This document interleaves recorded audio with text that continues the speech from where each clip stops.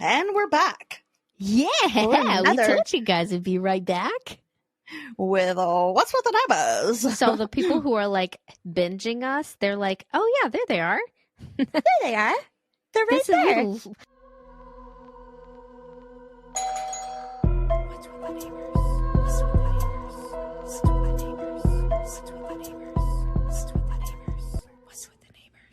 We just got done recording Hometown Horrors like 2 minutes ago. 2 minutes ago. Yeah, We didn't even get up for a potty break. No, we did not. Oh, crap. Do you need to go potty? No, I forgot to say congratulations to my brother and his new wife, Jen. Oh man. So there you go. Say it now. Congratulations on getting married, Matt and Jen. And what day are they getting married? Have a good on the 30th. So this will come out like right after it, the day after. Oh no. Yeah, they get married. They got married the day before Hometown Horrors came out. It's okay. It's fine. They don't listen. Well, Matt listens, but it's okay. He'll be busy. Have fun on your honeymoon. If you're listening right now, bring me back. Thank you for listening to us on your honeymoon. Your honeymoon. He's like, did I say our honeymoon? If you listen to us while you're on your honeymoon, thank you for taking us with you. Yeah. We had fun. Beautiful sights. All the beautiful people. Yeah. This is our podcast. What's with the Neighbors? What's with the Neighbors? That's Bree. Amy. And... There we go. Introductions are done. And we're done.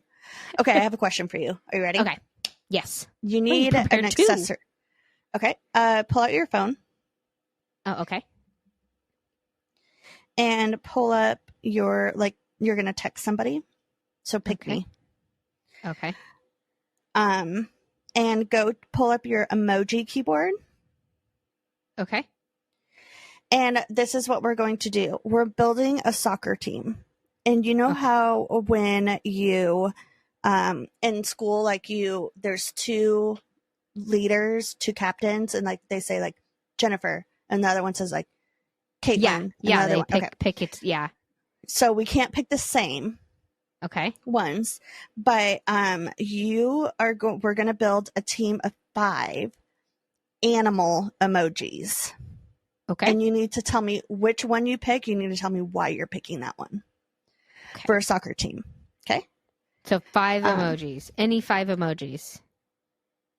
Or am I recently used? What's hanging right there? What is that? What? Is that a string for your fan? Okay. That scared me so bad. So sorry. I don't know why that scared me. Any person or animal emoji. Okay. And I'll let you go first. And we get 5. 5. Okay. So you're gonna pick one, then I'll pick one, and then you pick one, and I'll pick one. Okay. Clearly the vampires are incredibly fast and strong. Okay. But I hope the soccer game's at night. Yeah. Or indoors. I'm also going to go ahead and type these. That way we can post them. Yeah, go ahead. And I'll send them to you. We can compare each. Okay. So I keep gleeking. I'm going to go with the whale. Because he's going to just sit in front of the goalie. So it's really hard for you to get past the goalie. Okay, fine. I'm going to pick the tornado so it can blow your stupid whale away. That is not a person or an animal. Oh, crap. Damn it. Fair.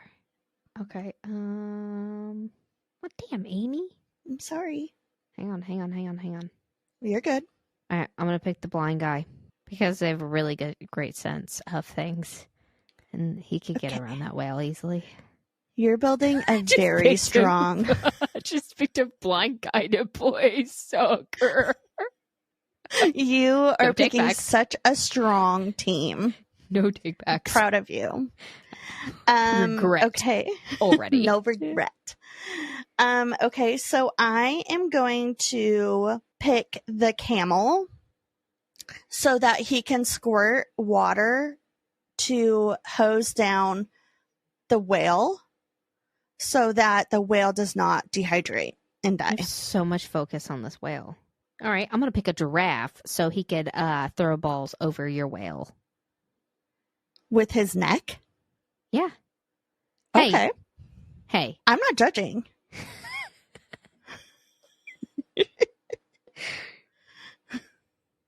Okay, so... I love this game, by the way. So I'm going to pick the gorilla. Where did the gorilla go? I'm going to pick the gorilla because he's going to be fast and he's going to be my defense. He's going to be throwing arms. He's going to be chucking the ball when he needs to. He could be faster than Edward Cullen and stronger. I didn't say. It's fine. All right. Since your gorilla story, I have so much admiration for gorillas. True. Yeah. I'm going to... Dang. Ooh, which one do I pick? Which one of those? I'm going to pick a wizard because, Quidditch. Quidditch and soccer are kind of similar, sort of.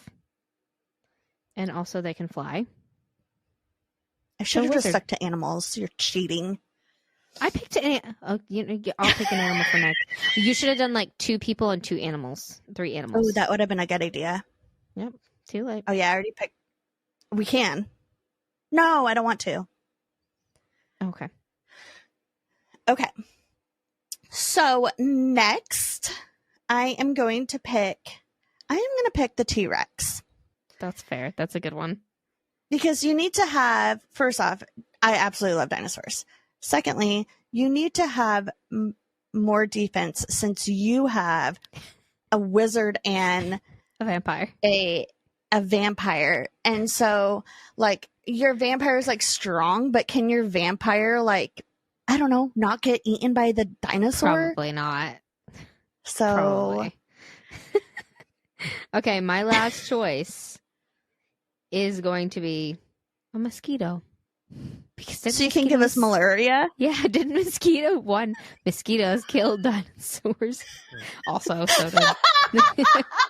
And 2, that wasn't even, I was going to pick mosquito before you even said dinosaurs, and it was going to be because they would be distracting. Oh. I'm thinking on the lines of just one mosquito. Crap, you're right. Dang, I'll just take one swat. Damn. You can take it back. I'll let you take it back. No, it's okay. I'm sticking with the mosquito. It's got lots. So you can kill my dinosaur. Yeah. Okay. And then for my last one, I am going to pick. I'm going to pick the ferret. I love ferrets. Why? I know we do. Because they're super playful and adorable, so they're going to be distracting. Oh, yeah, but for sure. Also, those things are so fast. Have you tried to catch a ferret? They are so fast. They're so fast.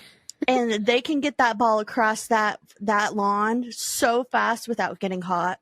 Yeah, so could a cheetah. That's true. This is my favorite game. I love this game so much. But most of all, I like our reasons for it. Oh, that's awesome. We're going to play that on the Monday after this comes out. I'll have to schedule a post. Oh, yeah. To-do list. Schedule a post. Okay. So, are you going first this week or am I going first? I can go first.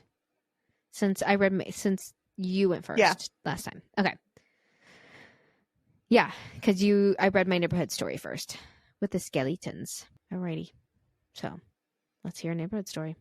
Oh, sorry. My bad.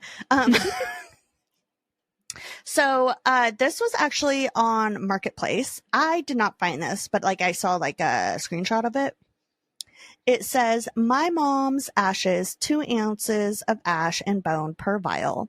$30 plus shipping from Alabama, includes copy of cremation certificate. Edit to add, backstory is sold separately for $5. I'm not reliving the trauma for free. What? But you're going to sell your mother's ashes? I mean, if you didn't care for your mom. Oh my gosh. I would just go, if you don't like your mom, just go throw her in a volcano or something. Yeah, let me just go find a volcano to throw her in. Just take a flight to go all the way to a volcano and just go throw her in. It's so easy, right? Might as well if you didn't like your mom, like if you had a bad relationship and you got the ashes, first off, you had to pay for that. And so maybe he's trying to make his money back. True. Maybe. Good point. Fair. And I think it's cheaper to cremate than it is to bury, too. So. It definitely is. Yeah. Yeah.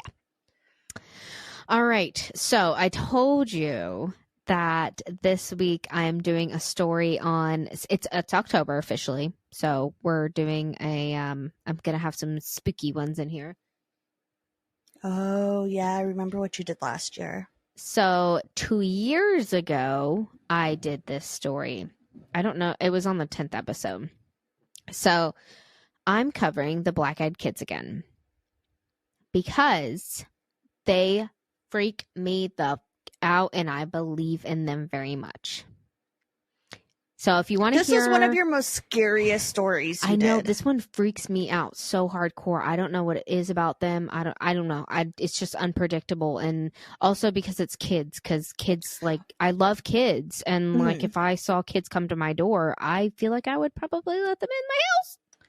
But I also am really excited that you're redoing this one because this was such a good story. Mm-hmm. Well, I'm not redoing it. So I'm not redoing it. I'm telling more sightings. What was that? What was it?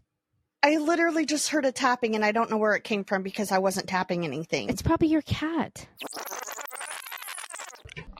No, they're both laying still. Oh, I'm sorry. It's fine. Were they tapping on your window?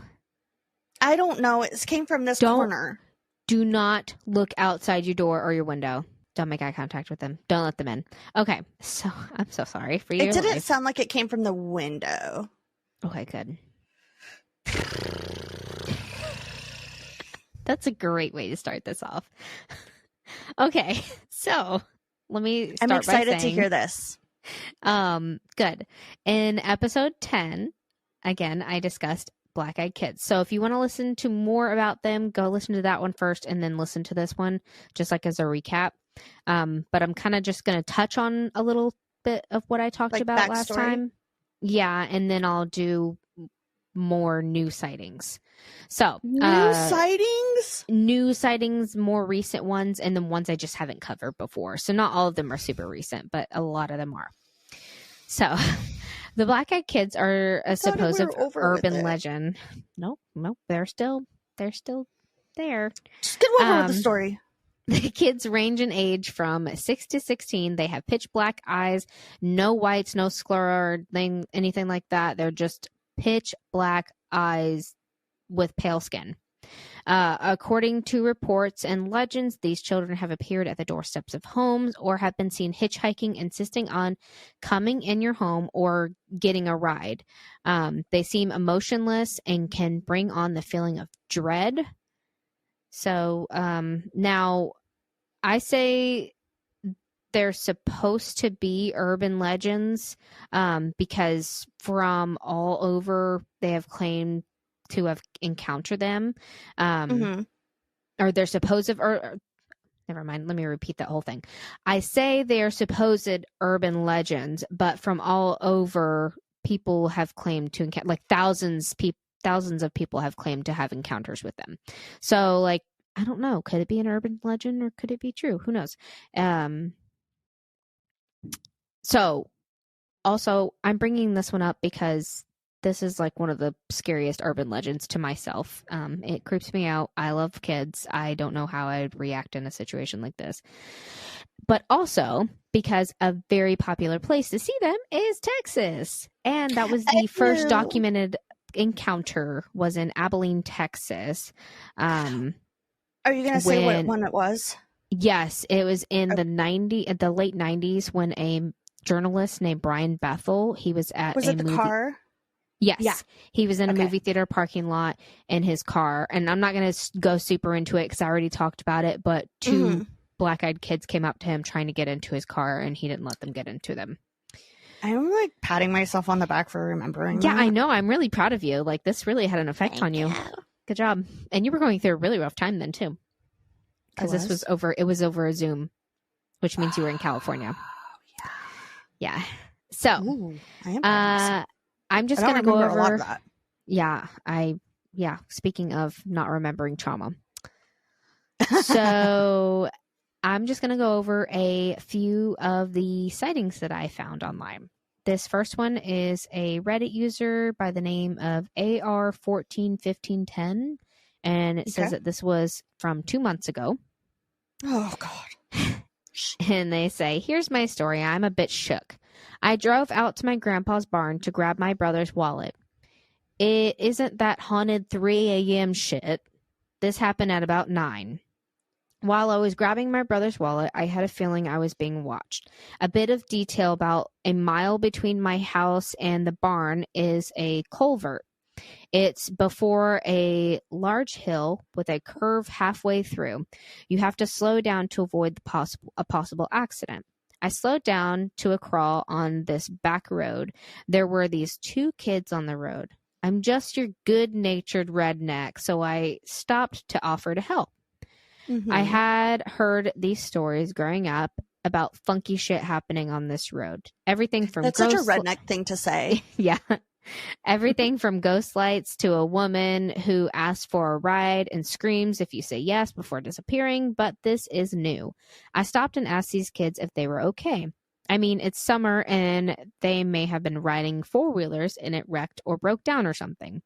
One kid asked for a ride, but his voice was calm and he didn't make eye contact. I looked at the other. I live in the deep south where the mosquito is the state bird. The other kid had mosquitoes all over, didn't swat them away or anything. Where did he live? It just said in the south, somewhere in the south. He's got that wrong. That's Alaska. Thank you. Okay. Come again. In fair. No fair. Mosquitoes are bad. No. They're just not big. They're not gigant. There's just many of them. I lived in the deep south, honey. Honey? Whoa, no you did not, because you would not know that honey word is offensive. Well, we're about to fight, guys. I don't know. Yeah, I know. Alas, the mosquitoes here are gigant, guys. So, that was awkward. I looked for the other. I live in the deep south where the mosquito is the state bird. The other kid had mosquitoes all over, didn't swat them away or anything. So finally I asked him, why are you looking down? He looks up and his eyes were black as coal. I stomped the gas as hard as I could, soaring up the hill, barely making the curb.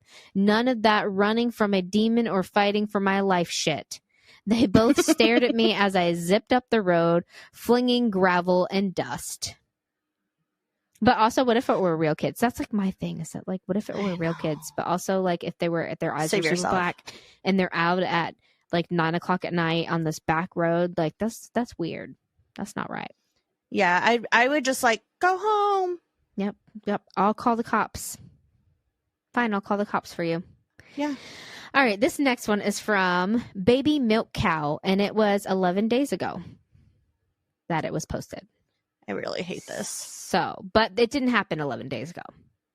Okay. So they said, not my story, but my dad's. He grew up with a single mom and 4 other siblings in southeast Texas on the border of Louisiana in the bad part of town. Okay. The house this happened in was behind a nightclub. Yep, super bad part of town. He was born in 1967 and says this happened when he was 2 and he remembers it to this day. Whoa. He says him and his brother, who was maybe 6 at the time, were sleeping on the couch in their living room and they both woke up to a black-eyed child standing in the doorway of their closet. He said the child looked older than them by a little, had black eyes and orange hair, and had a slight glow to him, like he was under his own spotlight. He said him and his brother tried to scream, but nothing would come out. The child just disappeared after that. The reason everyone knows this is true is a couple months ago, me, my mom, and my dad were at my grandma's house, and my uncle was watching a documentary on black-eyed children. When my dad brought up what happened to them all those years ago, And my uncle started to tear up and kept repeating, "Man, you seen that too." I thought I was crazy. I can't believe you've seen him too. My uncle has a history of drug usage and mental health problems, and for all these years, for over 50 years, he assumed what he had seen was fake and just his mind playing tricks on him. Oh no. It's sad because we think that the situation shook him up so badly as a kid. As a kid, he started using drugs as a teen to cope with the thought that he may have been crazy.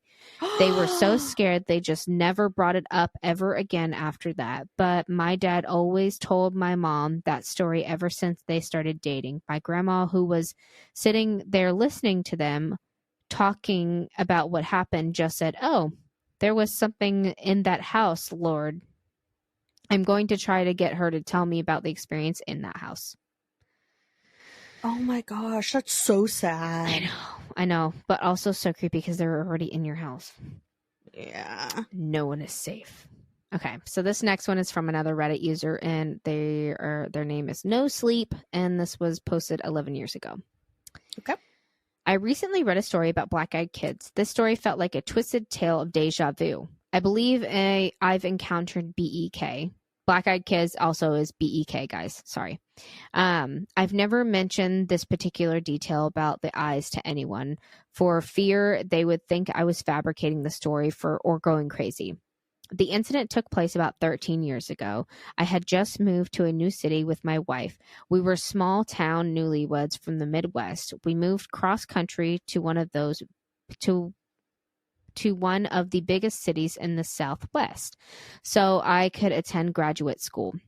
So LA. Being naive and new to the city, I habitually answered the door without a second thought. Never after this. The first thing that should have tipped me off to the peculiar. See, there's me this time. To this peculiar moment of this situation was the fact that someone was knocking at 6 o'clock in the morning. The second thing that should have dawned on me is this kid had to reach over a rather tall patio gate to unlatch and open it. Wasn't there in the last story there was kids on the back, like on a back porch, apartment porch, like you a couple stories really well. Yeah, because I went through it all again. Yep, they were in like an apartment building on like a balcony. Wow. Okay. Sorry. The second thing, you're fine. The second thing that should have dawned on me is this kid had to reach over a rather tall patio gate to unlatch and open it. The knock at the door was startling. My wife and I were getting ready for work, and a pretty normal routine. The moment I opened the door, I was overtaken with an inexplicable sense of fear. To this day, I can picture him. Teenager, average height, average build, knee-length, black leather coat, short black hair, and sunglasses. The sunglasses at 6 a.m. struck me as odd, and even more odd as he was eating an apple. He was very polite and asked if he could come in and warm up. I said, no, you can't come in to warm up. Closed the door and slid the security chain in place. A moment later, another knock. I opened now, chain door, and before I could speak, he asked again if he can come in and warm up. No, I replied, and attempted to close the door. You're brave. Like, I would not be able to say no. Yeah. I would, but I don't know. Before the door could shut, he put his hand out, stopping the door on its hinges. He looked directly into my eyes, still wearing his sunglasses, and said, "Can I at least get some ketchup for my apple?" Nope. Fuck that, I replied, a little confused. Get the hell out of here. My wife is calling the police. He takes a moment to let his information sink in, lowers his glasses, revealing his eyes as black as obsidian, and says, "No, you won't be calling anybody." At that moment, I forced the door closed, locked it, and call out to my wife. She is scared shitless, hiding in the bedroom. All jacked up on adrenaline, I ripped the curtains back to look out the window next to the door. He's gone. Absolutely no trace of him. I go out on the patio and check the gate. It's still latched from the inside. What? That was up. that was up, I think to myself. And as I turned to enter the house, I noticed a half-eaten apple laying on the ground. I was thinking it was gonna be the kid.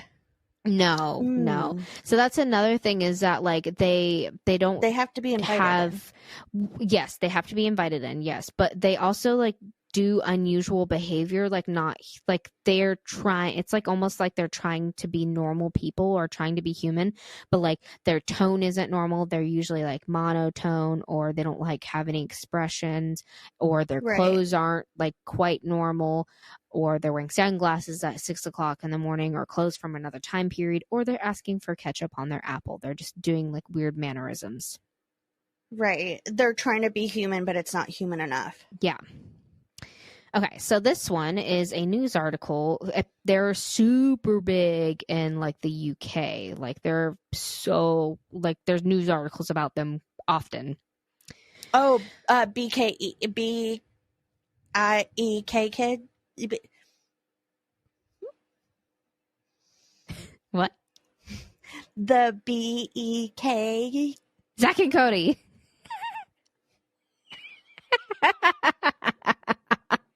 The Black Eyed Kids, they're big. Yeah. They're big in the British Columbia. Okay. Yes, the Black Eyed Kids are big in the in the UK. No, in the UK. Okay. Yes, not British Columbia. That's Canada. British Columbia is Canada. BC. I knew that. In Staffordshire, England, which I think Staffordshire is a county. In Staffordshire County, England, they don't have counties. I don't think they call it like states, so it said Staffordshire County. Oh. I don't know. Okay. In Staffordshire, England, while a young couple, Kylie and Ben... Providence. Providence. Okay, that makes sense. All right. A young couple, Kylie and Ben, were camping at Canuck Chase. They heard something outside their tent around midnight. Thinking it could be a deer or something, they unzipped the tent to take a look. What they heard sounded like a small child giggling, which, how would you think that was a deer? I don't know. I would not unzip my tent. I would just stay in there. I would just stay in there till the sun came up. Anyway, so they turned on their torches. I did learn that does mean flashlight over there, like in Australia or just European. Cody actually told me that. Thanks, Cody.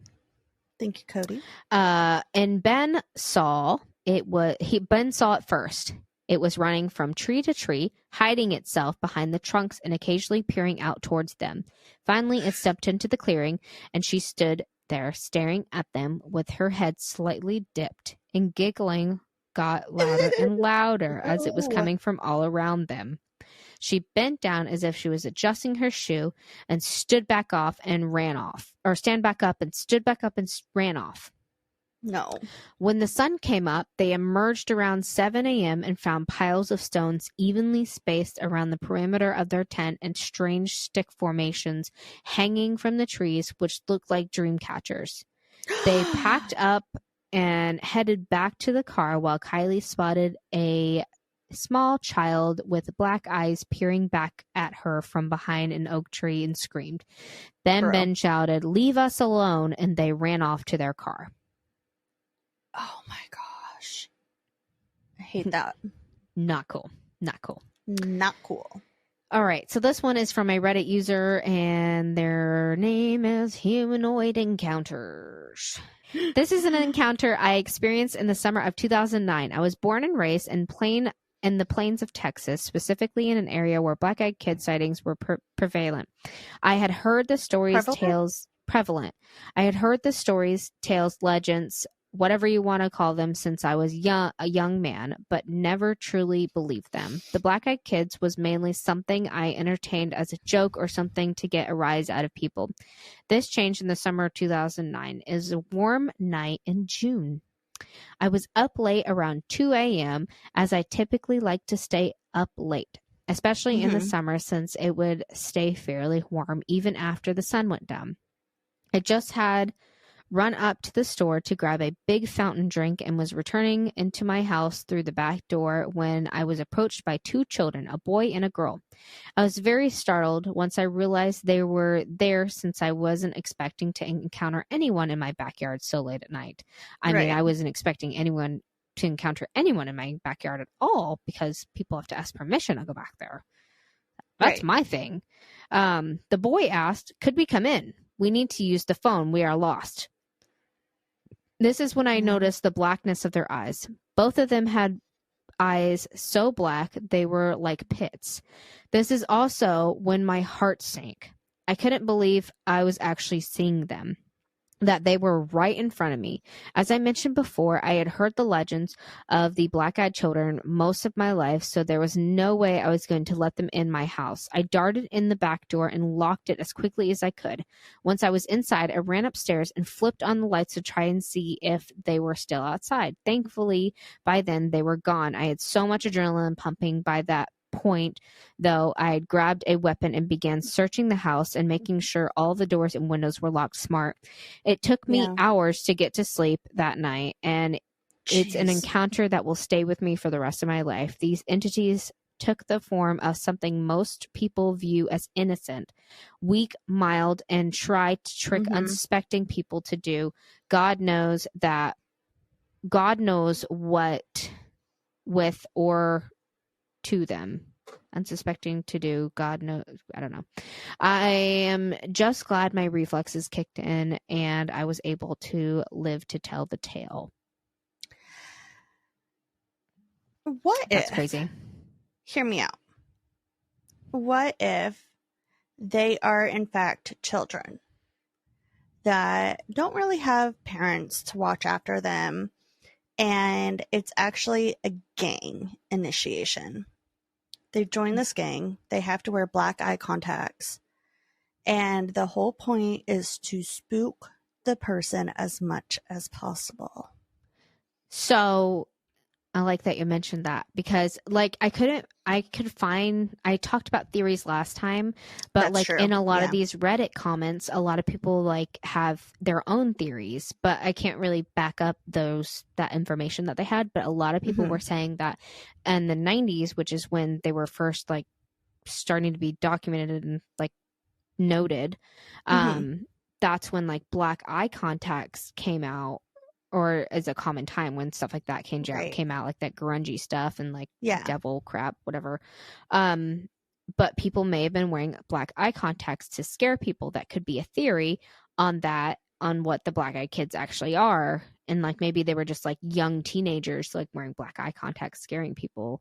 But that doesn't explain all the thought, like the feeling of dread, and that could be your own mind because you know what black-eyed kids are, or you just like because you see someone with some fucking black eyes. That's true. Because that's not normal. That's freaky.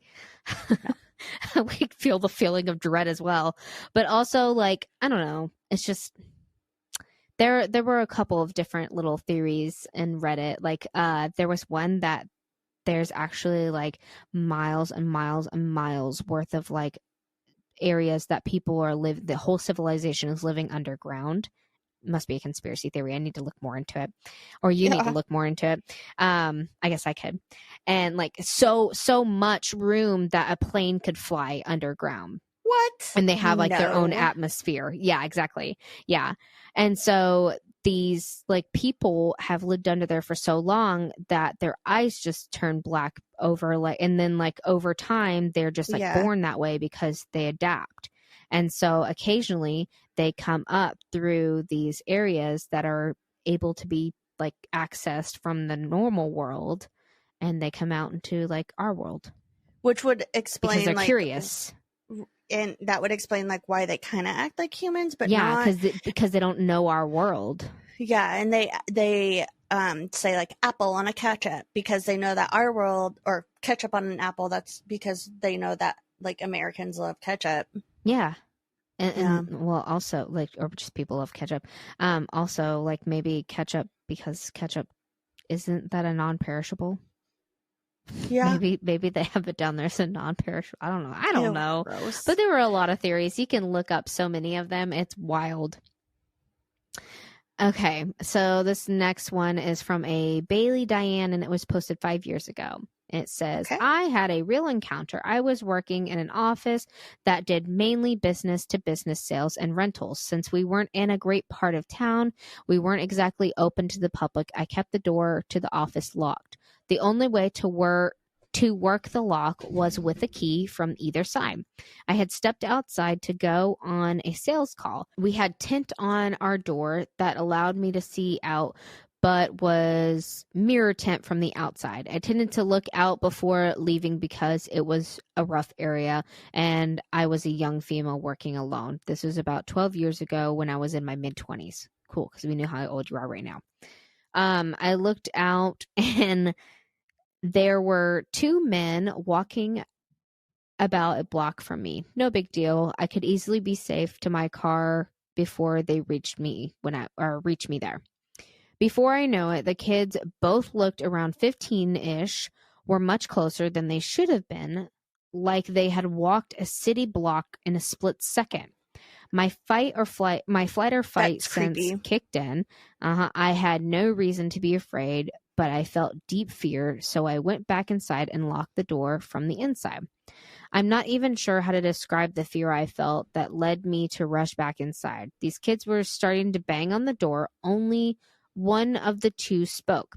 He said, "We need a phone. Let us in." I yelled no through the door. He kept banging on my glass door so hard it was vibrating. I threatened to Oh my call the gosh. cops, and they kept banging and banging, and begged to use the phone. I finally got brave enough to get a better look at them, so I gave a description to the police, and their eyes were pitch black. I'm not super religious, but I just yelled, "In the name of Jesus Christ, I command you to leave," and they disappeared, just vanished. I have never heard of BEK phenomena before this event. Wow. Yeah. So as you've heard from these experiences, and as you may have listened to the episode 10, don't let them in. Bad things can happen. When I did cover that story, I did cover a instance where a couple had let them into their home, and immediately they had like 4 cats, and immediately like the husband got like a nosebleed and the weird stuff starting happening. They got the feeling of dread, but Did one of the cats get cancer? Yeah, well, 4 months later, 3 of the 4 cats went missing, and then one of the cats was found dead at the home, and then the husband develops like a really bad skin cancer. Oh, okay. And she regularly suffered from health issues ever since it had happened. And she said she was in the worst health of her entire life. Wow. So, what's this one? Okay. So this one is another instance where someone actually let them into their home. And It starts, "So a month ago, my friend was talking about these creepy ass kids that were hanging around his house. He seems scared, like he was about to shit his pants and doesn't scare easily. He said they always wanted to use his phone and wanted to come in, but he always said no. A week ago, he told me he was going to let them in, and I didn't really give it any attention. But he's been missing ever since. I've gone over to his house, but it's empty, and his cell phone number isn't going through. Doesn't anyone know, or no one knows what happened to him? I've heard about BEKs just now, and I don't know what they do. Is he alive? Please help. I am seriously freaked out." I don't know if that's real, but that was the one other instance that I can find where someone has supposedly let them in. So, yeah, that's messed up. So sad. So, as I stated before, in my last story, don't let them in. BEKs are theorized to be possible demonic, possible some kind of vampire, an evil spirit, or something out of this world. Maybe an alien. And to wrap this up, if you look up BEK or like Snope them online, they're labeled as a legend. So let's define legend. Legend is a traditional story, sometimes popularly regarded as a historical but unauthenticated tale So Mm-hmm. essentially, it just means that there's no evidence to back it up. No scientific evidence. Yes. Gotcha. So could they be real? I don't know. No one really Maybe. knows, it sounds like. There's Lock your plenty of windows. sightings of it. Yeah, exactly. Lock your windows, lock your doors, and if the black-eyed kids come to your house, answer with your doorbell camera or look out the window. And if they show up during like a blizzard, don't let them in. Even so, call 911. They should have their parents come and pick them up, because that is not normal. No. And if they dress up like that during Halloween, and they come to your house asking for candy, punch them in the throat. You know, it might be a real kid, but don't let them use your bathroom. Say, go home. That's what happened in the story where where the husband got cancer. They let them use the bathroom, and then like the power went out and everything started going wrong. It was so creepy. Like, and also they weren't wearing shoes, and it was during a blizzard. Yeah. Say, go home and use your own bathroom. Yep. Sorry. I have lice. I have lice. I have COVID. I have COVID. Yep. There you go. So that was the Black-Eyed Kids. Wow. Thank you. You're welcome. For happy that Halloween, was or happy October, Halloween. Spooktober, whatever. I have a story for you to kick off this spooky season as well. Okay. I'm excited. And I know you know this one, so just bear with me. Okay. I'm so excited. You're probably like, this was on my list to do. Thank you, Amy.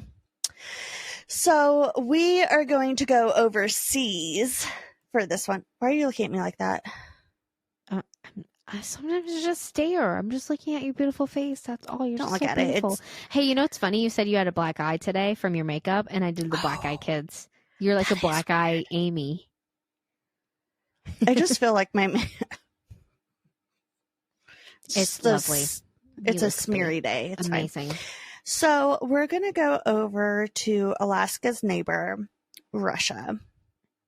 So Russian researchers in the late 1940s kept 5 people awake for 15 days using an experimental gas-based stimulant. They were kept in a sealed environment to carefully monitor their oxygen intake so the gas didn't kill them. My level of excitement that you're doing this story right now is very high, by the way. So don't think I'm disappointed. Okay. I'm listening. Okay. So they were kept in a sealed environment to carefully monitor their oxygen intake so the gas didn't kill them, since it was toxic in high concentrations. Okay. This was before closed circuit cameras, so they had only microphones and 5-inch thick glass porthole sized windows into the chamber to monitor them. And when was the this? chamber?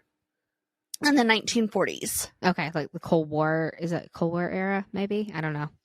I don't know. This is not a history podcast. But so we should be called. This is not a history podcast. It's probably already taken. Anyway. So the chamber was stocked with books, cots to sleep on, but no bedding, running water, toilets, enough dried food to last all 5 of them for over a month. The test subjects were political prisoners deemed enemies of the state during the World War II. Okay. So everything was fine for the first 5 days. The subjects hardly complained, having been promised, obviously falsely, that they would be freed I feel if they really were stupid for saying the Cold War, because I think that was during like the 80s and the 70s. I have no idea. It was. It's whenever we thought everyone was spying on us and spying on them. Anyway, 1940s, okay. World War II. Anyway, continue. Okay. Sorry. That seems like 1940s was World War II. Mm-hmm. I feel like that was too soon. Because Mom was next. I don't know, man. Okay. So everything was fine for the first 5 days. The subjects hardly complained, having been promised that they would be freed if they were submitted to the test. If they submitted to the test and did not sleep for 30 days. So they're like, oh my gosh. easy peasy. They had to be awake for 30 days. Dude, like, you can die. Their conversations and activities were monitored, and was noted that they continued to talk about increasingly traumatic incidents in their past, and the general tone of their conversations took on a darker aspect after day 4. After 5 days, they started to complain about the circumstances and events that led them to where they were, and started to demonstrate severe paranoia.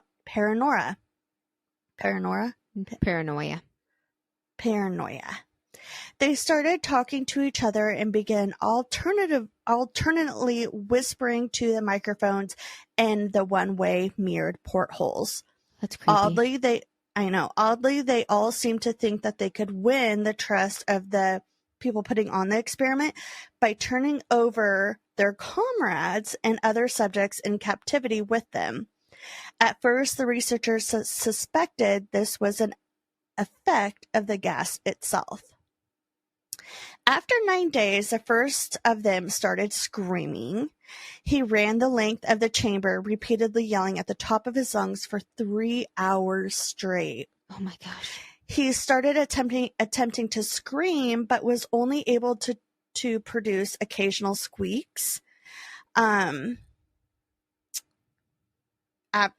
that 3 hours, the researchers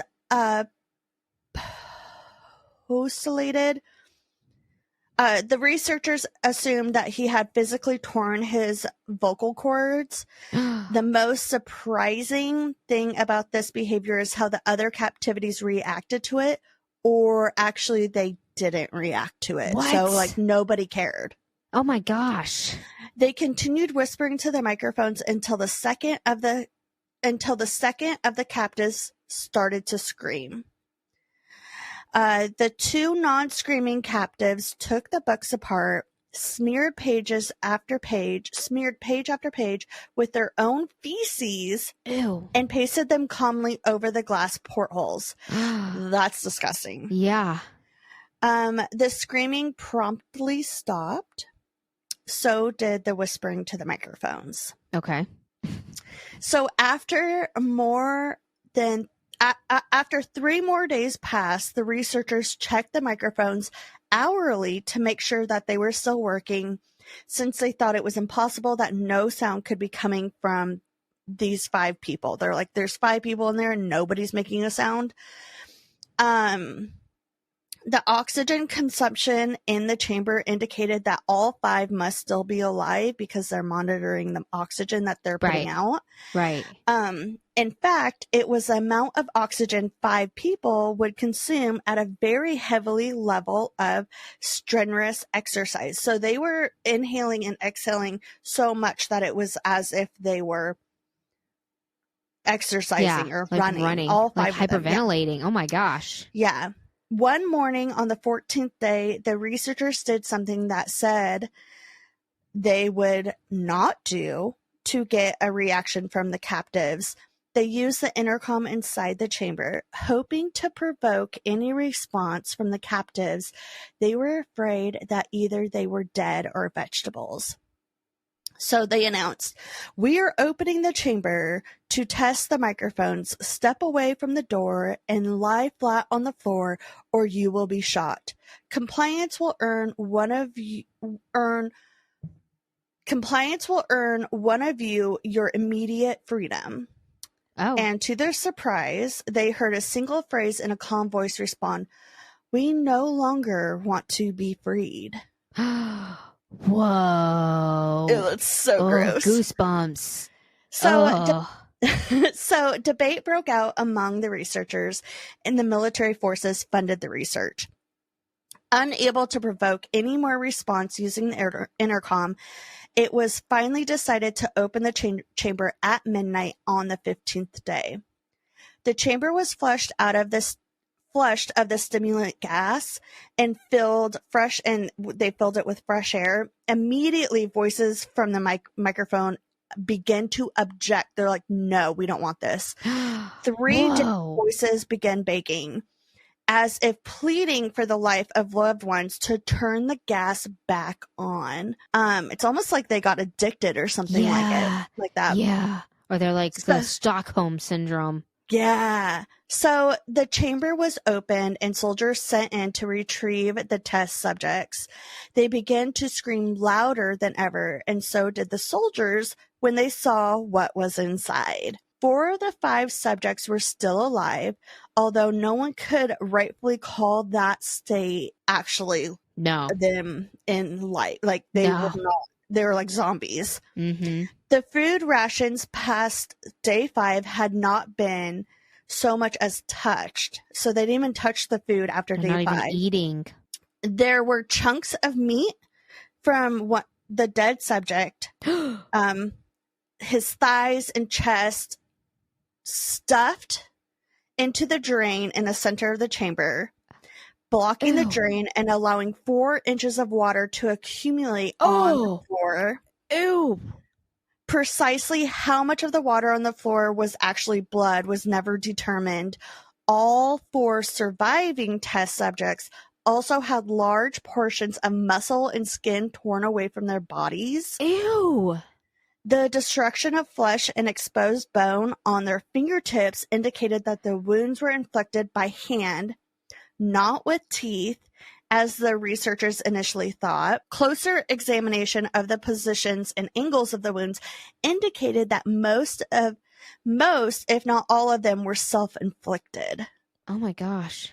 So the abdomen organs below the ribcage of all 4 test subjects had been removed. So they had removed their organs, while the heart and lungs and diaphragm remained in place. The skin and most of the muscles attached to the ribs had been ripped off, exposing the lungs through the rib cage. All the blood vessels. Ew, you could see their lungs? Yeah, through the rib cage. So all the blood vessels and organs remained intact. They had been taken out and laid onto the floor. All the blood vessels and organs remained intact. They all had been taken out and laid out around their body, like fanning out around their body, but like still keeping their body alive. What? The digestive tract of all 4 could be seen working, digesting food. So it's almost like they open up their bodies, like dissecting themselves. Yeah, but like keeping everything intact so it still works. Yeah. It's like you're just like, oh, let me just put my liver right here, but let's make sure it's still attached. Right. It quickly became apparent that what they were, like you said, they were digesting, quickly became apparent, like what you said, what they were digesting was their own flesh. And, sorry, that's not what you said. And that they had ripped off and eaten over the course of the day. So they're ripping off their flesh and eating it. And so that's what you're seeing digest. I was about to ask, how were they digesting something if they haven't eaten for however long? Right, they're eating their own flesh. So most of the soldiers were Russian special operatives at the facility, but still many refused to return to the chamber to remove these test subjects. They continued to scream to be left in the chamber and alternatively begged and demand that the gas be turned back on, or they will fall asleep. To everyone's surprise, the test subjects put up a fierce fight. In the process of being removed from the chamber, one of the Russian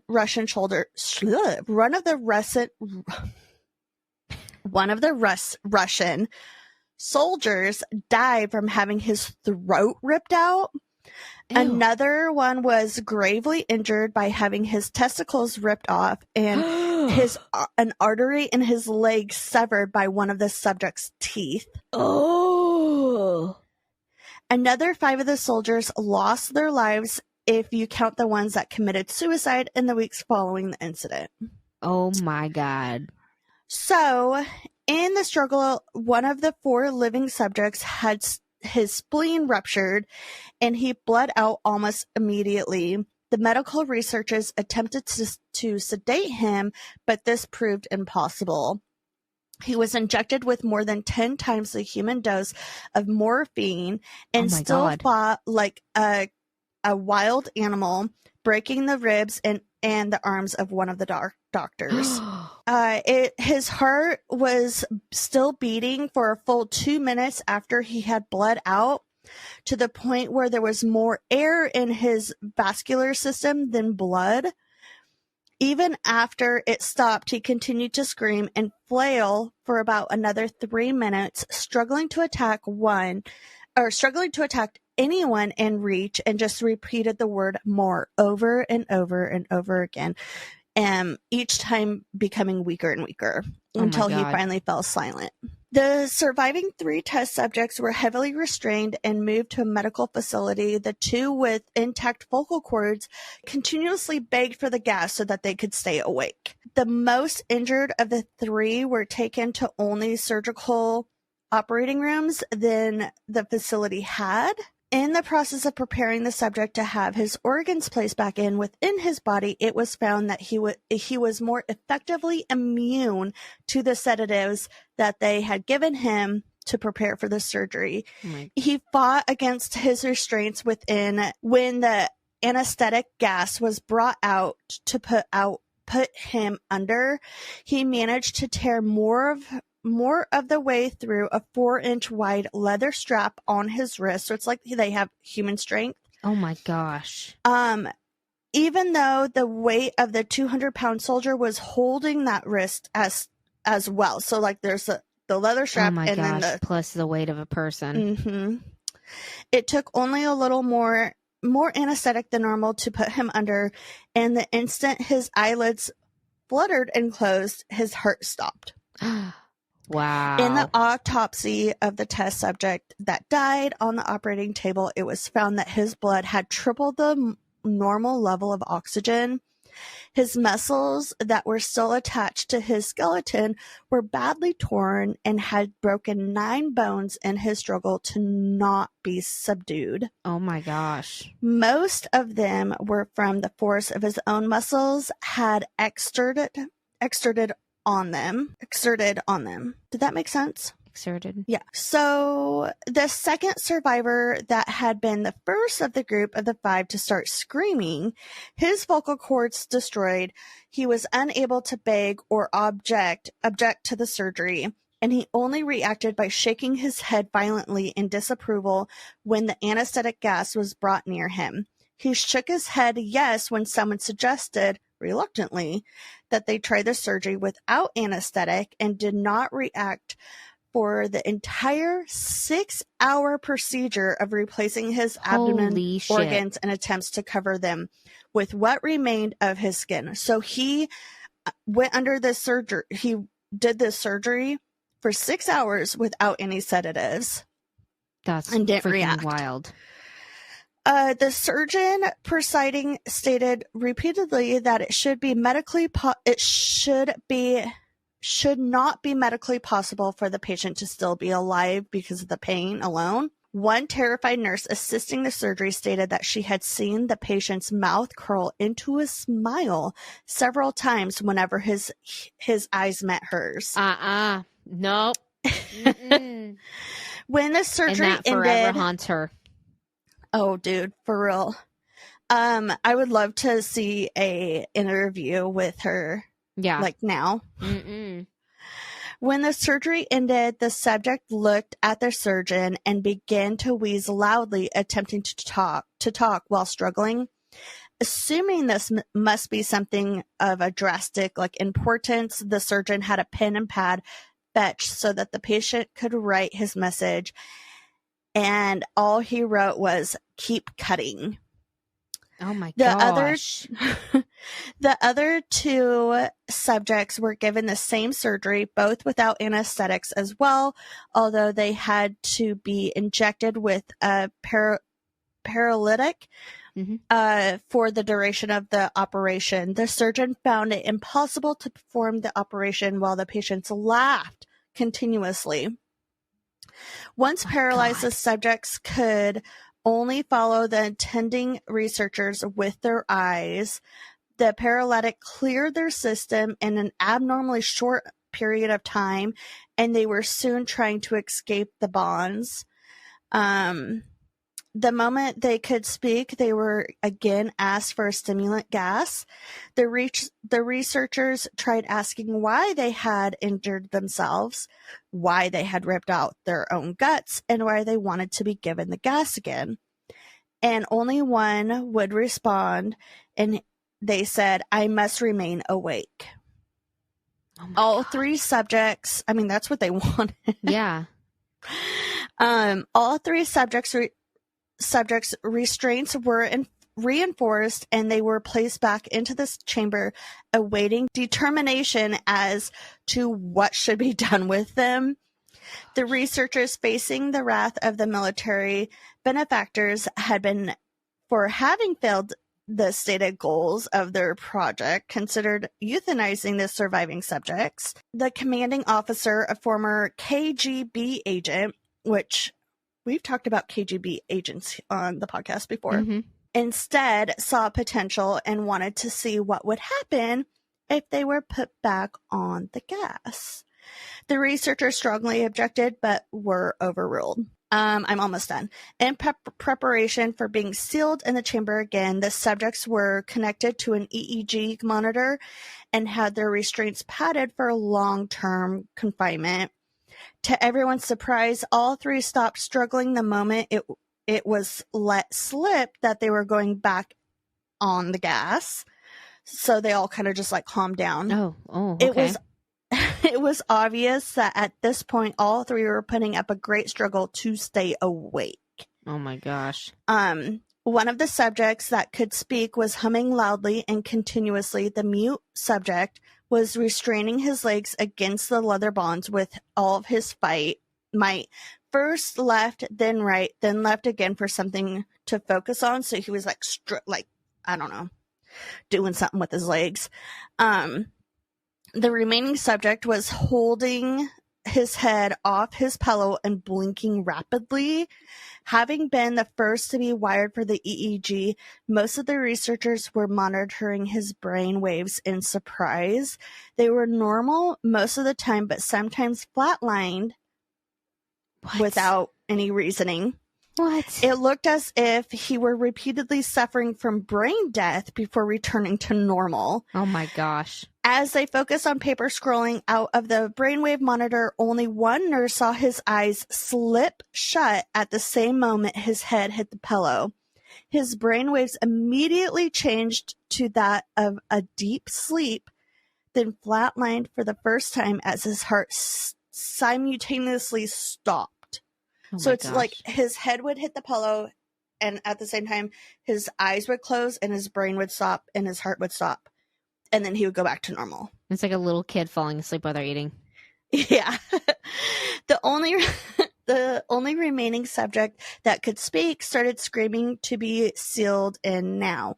His brainwaves showed them the same flat lines as one who had just died from falling asleep. The commander gave the order to seal the chamber with both subjects inside, as well as 3 researchers this time. Oh one of the named 3 immediately drew his gun and shot the commander point blank between the eyes, then turned the gun on the mute subject and blew his brains out as well. I also would do that. Yep. He pointed his gun at the remaining subject, still restrained to a bed, as the remaining members of the medical and research team fled the room.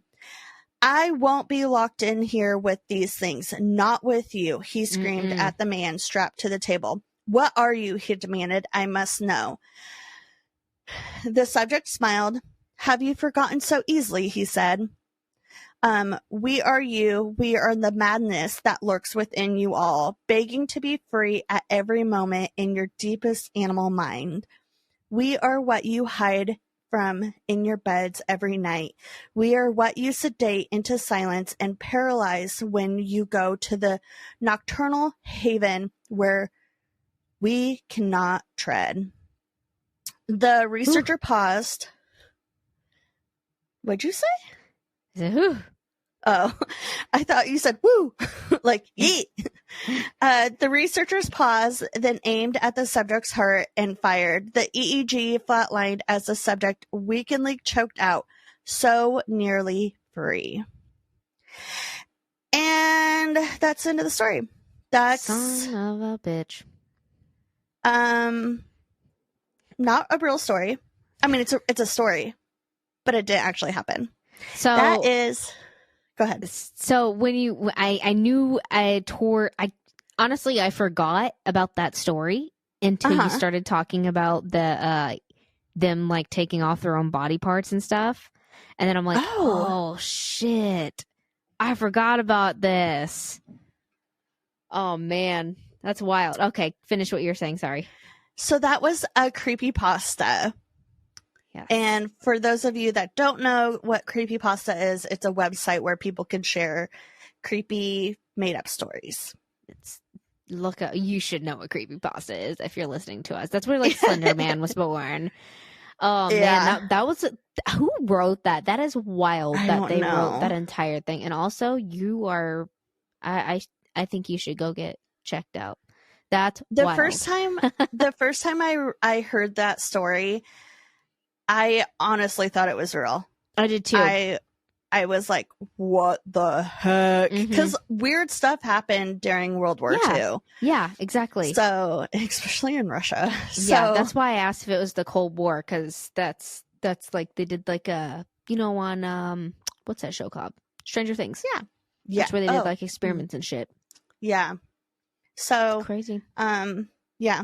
I read some other creepypastas and I weren't as good as this one. I don't think you were lazy for picking that. I think that was awesome and gave everybody a good story to listen to this week. So Thank you. Amy. It's been on my list. Yeah. So. Oh man. Okay. Nice. Very nice. Happy Spooktober, everybody. Yay. Bree, do you have a neighborhood story for me? Yes, I do. I was just getting to that. Okay, so since I know how to do this now. You guys, Bree picked out her neighborhood stories ahead of time this time. I just sound like Tigger. That is so rare. It's like we all should go out and get a lottery ticket right now. Because I remember my neighborhood stories for 2 stories in a row, guys. That's 2 stories. bananas. We double recorded, which is why we've had some slip ups on moments. We're tired of talking. Anyway, tired We've of been reading talking for over 2 hours. Yes.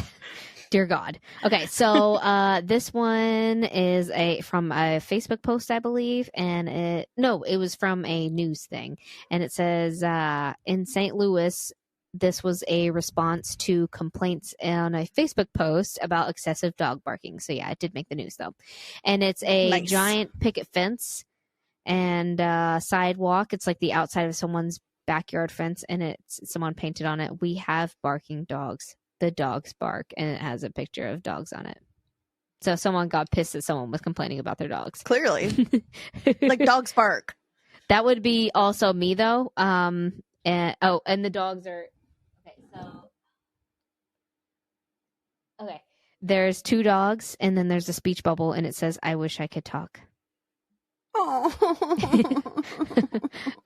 But yeah, that would also be me, my passive aggressiveness. Oh, we talked about that in the last episode, but I would be like, I know you're complaining about me, so I'm just going to throw it in your face that you're complaining about me. I can understand if like your dog is outside and it's barking, and like it sees something and it's barking at it, like, and you let it bark for a while, but like people that leave their dogs outside all day long and the dog is barking the whole day, that's annoying. But if it's just occasionally.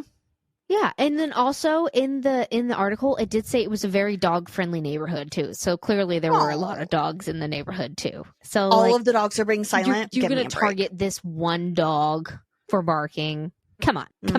Whatever. Go get a life. Go get a life. Anyways. When this comes out, when do you come? Here. Will you be here for the next recording? No. Because this will come out on the 8th. Are you not coming that next week after the weekend of the 8th? I fly in on the 22nd. So the next one. Okay. So 2 weeks from this episode. I'm going to see my best friend. So the one that we can record together will come out on the 5th of November. Okay. And the next week, because we can record 2 weeks in a row together. My buddy. Guys. I'm so excited. I'm so excited. I get to see my best friend. Anyways, we're going to get... Yep, we're going to go. We're tired. I got to go put my kids to bed. And I got to go pack. Wish me luck on my trip, people. Happy wedding, Mr. and Mrs. Bonham. Thank you for making our family line grow. And yeah, and it was a beautiful wedding. Awesome. It was a beautiful wedding. Sorry about the over dancingness, but also not sorry because I'm a hella good dancer. Also, we would love for you to write in about the surprise that happened at the wedding. Oh yeah. Talk to us about it. Let us know. Anyway, let us know what you thought. That's all we're gonna say.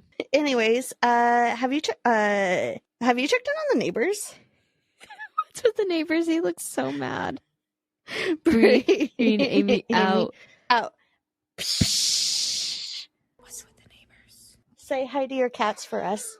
Are you gonna meow? Tony's better at his job. Oh, don't get dead.